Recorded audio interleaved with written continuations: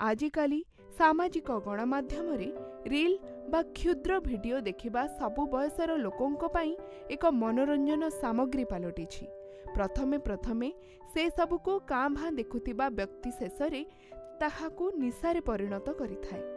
सेई वर्गर लोक माने सोइबा समय रील देखिबा एवं सेमानंकर रक्तचाप भितरे एक निबिड़ संपर्क रखिथिबा कथा एक सद्य अनुध्यानरू स्पष्ट होइछि। बीएमसी पत्रिका प्रकाशित तथ्य अनुसार चीन ने मोबाइल फोन ने रील देखुथिबा 4318 जन मध्यवयस्क और युवकों को सामिल करी सेमानंकर रक्तचाप अनुध्यान करा जायथिला।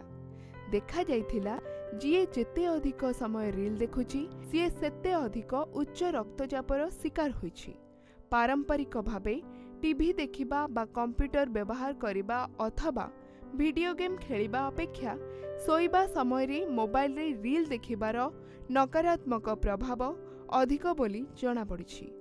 कारण सोइबा पूर्वरु मोबाइल परदारे दृष्टि निक्षेप करिबा द्वारा शरीर रे सिम्पैथेटिक उत्तेजना सृष्टि होइथाए, अर्थात ताहा सिम्पैथेटिक स्नायविक क्रिया को सक्रिय करिथाए, जहा शरीरर फाइट और फ्लाइट प्रतिक्रिया को सजग करिथाए। एहा परोक्षरे रक्तचाप बढ़िबार कारण साजिथाए।